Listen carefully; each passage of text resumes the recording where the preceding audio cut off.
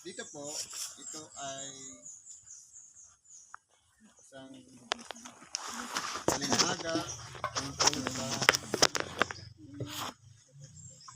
malaking hapunan.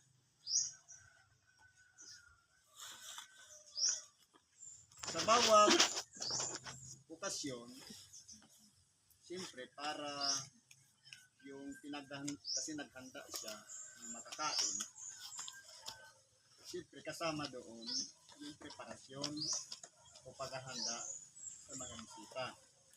Kasi kung halimbawa, maghahanda ka ng hapunan, wala ka namang imbitado, sino kakain?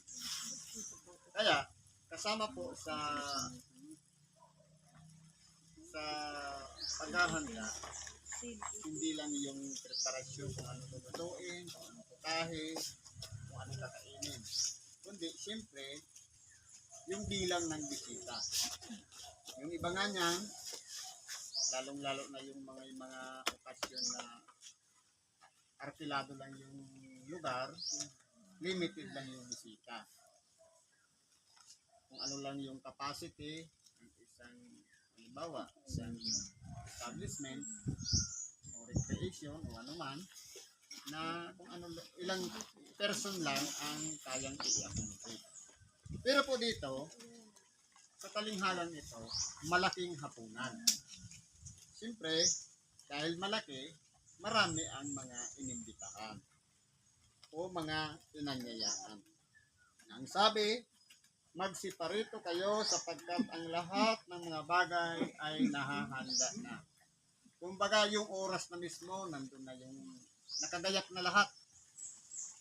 Sabi nga, well prepared na. Ngayon, ang ginawa ko dito, yung mga inanyayahan, merong mga alibay o kadahilanan na ang sabi ng isa, bumili ako ng isang bukid at kailangan akong umalis at tingnan, ipinamamanhik ko sa iyo na pagpaumanhinan mo ako. Ngayon, kung pag-aaralan natin, siyempre, expected na nagtatag ng malaking hapunan na darating ka. Pagkatapos, mag-aalibay ka na meron kang dahilan, ano kaya ang pakiramdam ng anyaya? Kasi kumbaga, meron ng inhanda na doon ka uupo. Pero ito ang lumabas. Isa pa, sabi naman ng iba, bumili ako ng 5 magkatuwang na bakang lalaki at paroroon ako upang sila'y subukin. Ipinamamanhik ko sa iyo na pagpauminhinan mo ako.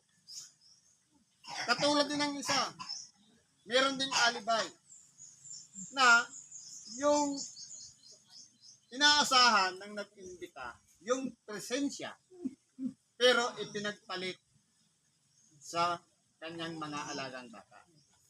Nakabibili lang. Ano pang sabi ng isa? Bago akong kasal at kaya nga hindi ako makaparoroon. Kung pag-aralan po natin, ang pinag-uusapan po dito, magandang ugnayan. Pero dahil ang tao hindi na uubusan ng dahilan, kaya ang nangyayari po, sumasama ang loob. Lalong-lalo na dito sa talinhaga, yung nag-anyaya. Paano kaya ipalagay natin sa ating sarili na dati tayo yung inanyayahan? Ngayon, tayo naman yung nag-anyaya at ganun din ang ginawa sa atin, ano kaya ang pakiramdam? Dahil isa ka sa expected na bisita, inaasahan, tapos ngayon magdadahilan. Katulad din po ng ginagawa natin ngayon. Itong okasyon ng Semana Santa, sa lahat ng nakakaalam na ito po ay naging nakagawian na natin ginagawa taon-taon, kasama na po tayo doon sa inanyayahan. Hindi na po kailangan doon ng papel, ng imbitasyon na Holy Week na ngayon, sumama ka. Dahil nakatatag na po yan sa isip natin na ang Semana Santa ay kinakailangan makilahok tayo doon sa pagdiriwang o kaya yung ginagawa nating pag-alaala ng katubusan ng ating dakilang Panginoon. Ngayon, ang nag-anyaya dito, hindi yung pamunuan, hindi yung Pangulo, sangkapan man o ibanghelista, kundi ang Panginoon. Yung hapunan na kung saan masasaksihan natin na napakahalaga ng ginawang bagay ng ating dakilang Panginoon nung siya ay nandito sa ibabaw ng lupa na walang iba. Ang pinakahahangad niya ang lahat ng tao masumpungan sa kanyang sarili ang kaligtasan. Iniuoper na ng ating dakilang Panginoon. Pero ang tao, napakaraming dahilan. Sabi nga, sa kasabihan, kapag gusto, maraming paraan. Kapag ayaw, sangkatirbang dahilan. Kaya po kung tingnan po natin dito, tatlo lang yung nagdahilan dito. Pero, yung damdamin ng nag-anyaya, hindi nakita. Dahil, yung tatlong yaon, nangatwira na, nagmatigas pa. Kumbaga, hindi talaga nagbago yung pag-iisip. Nanindigan sila na hindi sila makadadalo. Kaya, pagpaumanhinan mo ako. Ngayon, kung itatanong natin sa ating sarili, kung doon nga sa ordinaryong nagkaroon ng okasyon, nagdamdam na. Ngayon naman ang Panginoon na nag-imbita sa atin. Tapos, hindi natin pinagbigyan. Ano kaya ang magiging pakiramdam ng Panginoon sa atin? Napakaraming biyaya na ipinagkalog sa atin, na tinanggap natin.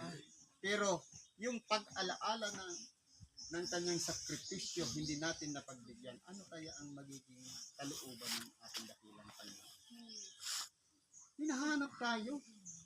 Kung tutusin, hindi naman para sa Panginoon ang ginagawa niya, kundi sa bawat isa sa atin dahil mahal na mahal niya tayo, kaya tayo inaanyayahan. Kaya ano na lang ang naging pasya? At dumating ang alipin at isinaysay ang mga bagay na ito sa kanyang Panginoon nang magkagayoy sa galit ng puno ng sangbay ay sinabi sa kanyang mga alipin, pumaroon kang madali sa mga lansangan, sa mga daang nakikipot ng bayan at dalhin mo rito ang mga dukha, ang mga pingkaw at ang mga bulag at ang mga pilay. Bakit? Yun na lang po ang inanyayahan. Dahil po, yung may mga kapansanan, higit po silang nangangailangan. Na baka hindi lang pagkain ang kanilang matanggap, kundi, siyempre, makapumulit na sila, yung pangangailangan ng bulag, maibigay pa, yung pangangailangan ng pilay, baka pagkalooban pa ng saklay, yung mga pingkaw,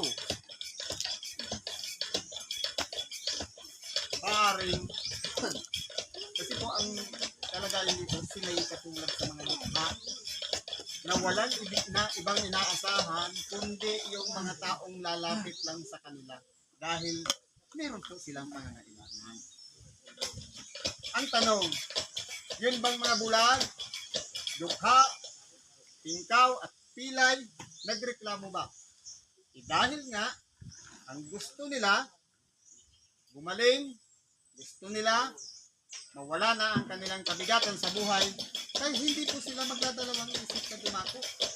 Kaya kung mapapansin natin, sa atin, napakarami na may mga kapansanang sumasama sa misyon at pag-uwi madali na. Dahil, pinahahapagan ng Diyos. Higit pa sa hinahangad natin ang kagalingan na ibibigay sa atin. Ano pa sabi dito? At sinabi ng alipin, Panginoon, nagawa na ang ipinag-utos mo, gayon may maluwag pa. Ngayon, may suggestion ngayon yung alipin. Okay. Kunti lang yung mga sa inanyayahan ang dumako. Nagagdagan na ng mga may kapansanan, pero malaki pa rin ang estasyon. Siyempre, kung ikaw nga naman ang nag-renta lang doon sa establishment, lugi ka. At napakarami mong pagkain niyo, sayang. Kaya, siyempre, para lang maubos agad yun, pero ngayon hindi na eh. Ang ginagawa nga ngayon, palagi may take out. Para lang maubos. Pero po ang pinag-uusapan dito, hindi take out. kundi dapat makita mismo ng puno ng sambahayan na lahat masayang kumakain. Dahil nga marami pang lamesa ang bakante, kaya ang sabi dito, at sinabi ng Panginoon sa alipin, pumaroon ka sa daan at sa mga bakuran, pilitin mo silang magsipasok upang mapuno ang aking bahay. Sapagkat sinasabi ko sa inyo na alinman sa mga taong inaniyahan ay hindi makatitikim ng aking hapunan. Kaya po, kung titingnan po natin dito, yung panghuling utos sa pilitan na. Ngayon po, ipalagay natin sa ating mga sarili.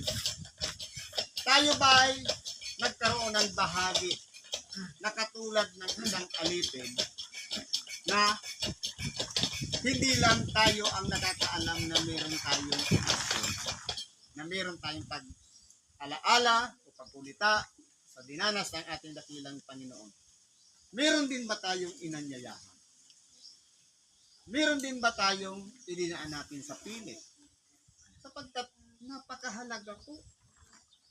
Sabi nga, ang makapagpabalik ng isang taong makasalanan ay nakapagtatakip ng karamihang kasalanan. Paano kung may nakikita tayo na katulad ng tingkaw, pilay, bulag at dukha na binabaliwala lang natin, nililipas-lipasan lang natin.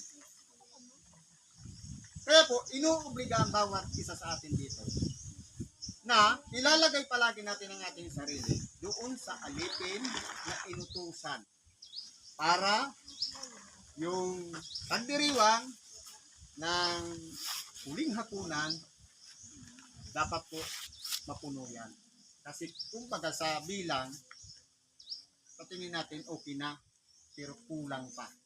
Naghahanap pa ang puno ng sangbahayan ng mga taong dapat nating pilitin at sikapin natin mapasama upang sa ganon sama-sama tayong kakain sa huling hapunan at sama-sama nating gunitain ang sakripisyong dinanas ng ating dakilang Panginoon na walang iba ang ialay ang kanyang buhay doon sa krus ng Kalbaryo alang-alang sa bawat kasalanan ng bawat isa sa atin. Kaya po, hinahanapan pa tayo. Nasaan na sila? Dahil nga, maraming mga dahilan, huwag na natin asahan yung nagdahilan. Ang option dito, hindi na pinaglaanan pa ng puno ng sangbahayan yung nagdahilan. Ang hinanap niya yung iba naman, may mga kapansanan. Hindi pa rin napuno, yung iba naman. Ibig sabihin, napakalaki pa dito sa ibabaw ng sanglibutan na pwede nating imbitahan.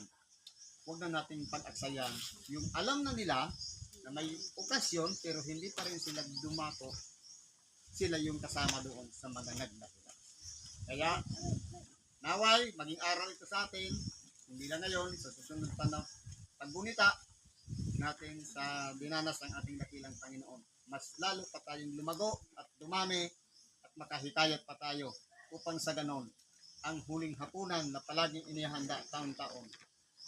Yan po ay mapunan yung mga bakante na yan sapagkat inaasahan ng ating dakilang Panginoon na lahat dumadako at sumasama sa bawat misyon taon-taon. Hanggang dyan na lang po ang pakikibagi natin. Salamat po at magandang umaga sa bawat isa.